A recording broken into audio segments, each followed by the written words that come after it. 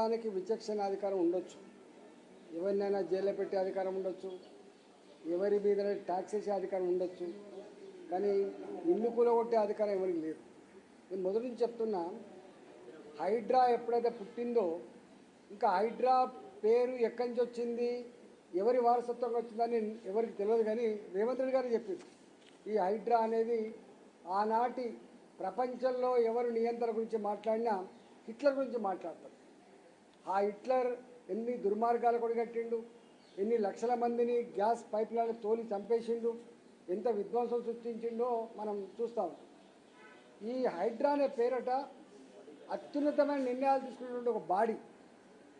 Hitler రాజ్యంలో ప్రజల మీద అఘాయిత్యాలు కావచ్చు, ప్రజలను చంపే విషయంలో కావచ్చు, ఇవాళ ప్రజాస్వామ్యాన్ని కూలి చేసే విషయంలో కావచ్చు, తీసుకునే నిర్ణయాల సంస్థ పేరే హైడ్రా అని చెప్పి అయితే వారు చెప్పిండ్రో, ఆ హైడ్రా అంటే హిట్లర్ని ఆదర్శంగా తీసుకొని హైడ్రాను స్థాపించినట్టుగా ఆయన చెప్పుకుండు. కాబట్టి హైడ్రా వచ్చినప్పటి నుంచి కూడా చూస్తూ ఉన్నాం. 40 ఏళ్ల క్రితం, 50 ఏళ్ల క్రితం ఏ హైదరాబాద్ నగరంలో వాగుల పక్కపంటి కావచ్చు, ప్రభుత్వ స్థలాలలో కావచ్చు, అలాంటి వాటిల్లో హైడ్రా వచ్చి ఇది చెరువు బఫర్ల క్రితం తెలంగాణ నుంచి వెళ్ళి పొట్ట చేత పట్టుకొని కుటుంబాన్ని పోషించుకోవడానికి వచ్చి ఒక గుడిసె వేసుకొని ఒక తరం కష్టపడితే కళ్ళాలు చూసిన చెప్పాలంటే ఇలా ఆ కన్నీటి వేద ఒడవదు.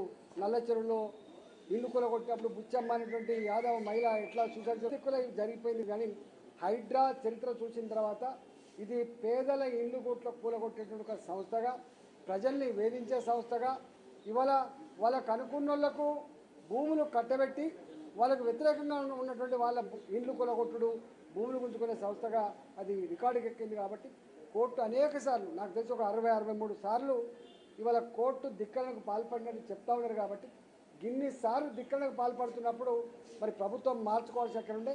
మరి ఎందుకో రేవంత్ రెడ్డి గారు అమితమైన ప్రేమ హైడ్రా మీదనే కాదు, అమితమైన ప్రేమ రంగనాథ్ మీద కూడా చూపించింది. కాబట్టి ఇవాళ రంగనాథ్ కూడా ఎవరు తప్పడతలేరు, హైడ్రా సంస్థ గురించి మాట్లాడతలేరు. ఇదంతా రేవంత్ రెడ్డి గారు చేయిస్తున్నది మాత్రం బయట ప్రచారం అవుతా ఉంది.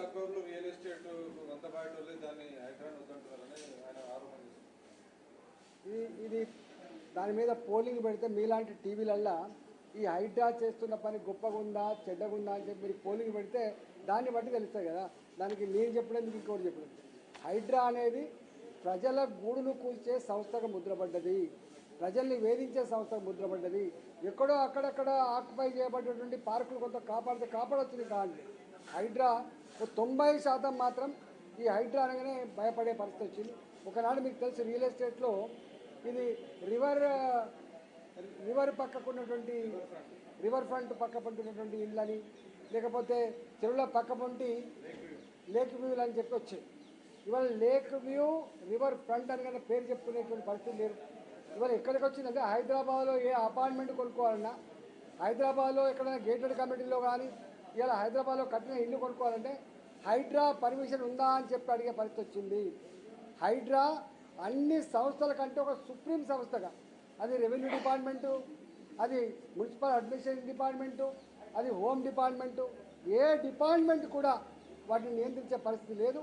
చివరికి కోర్టులు కూడా దాన్ని నియంత్రించలేకపోయినాయి.